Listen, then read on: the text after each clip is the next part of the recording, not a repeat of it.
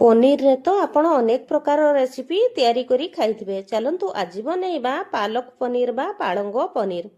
सेथिपई मसला प्रस्तुत करनेबा प्रथमे एठी मु अदा रसुण पेस्ट कर नेइछि। गोटे मुठा पालंग साग को भलो करी बाछि की धोई नेइछि।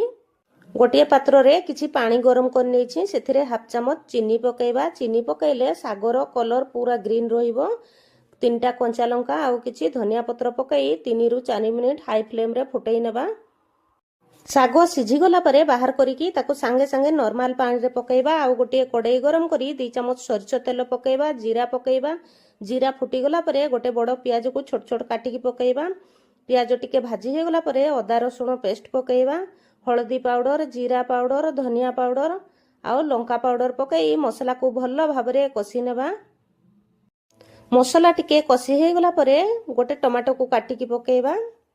आपण चाहिले टमाटो पेस्ट मध्य पकई पारिबे। स्वाद अनुसार लूण पकेइबा। अल्प टिके पानी देई टमाटो को भलो भाबरे सिझिबा पई कवर कर देबा।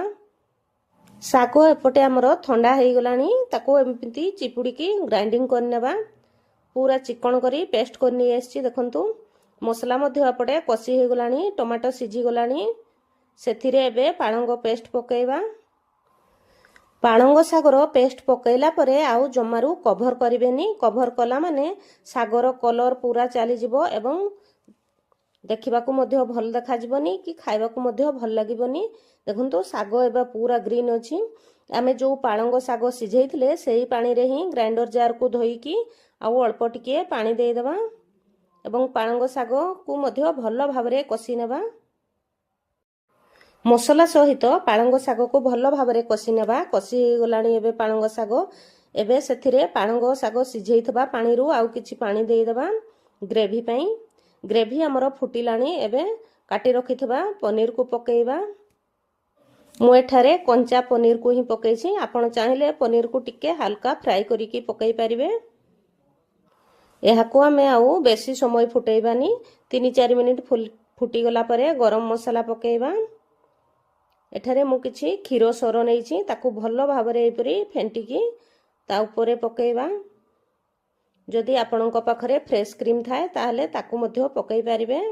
जदि फ्रेश क्रीम नाही खीरोर सर को फेंटिकी पकेइ पारिबे।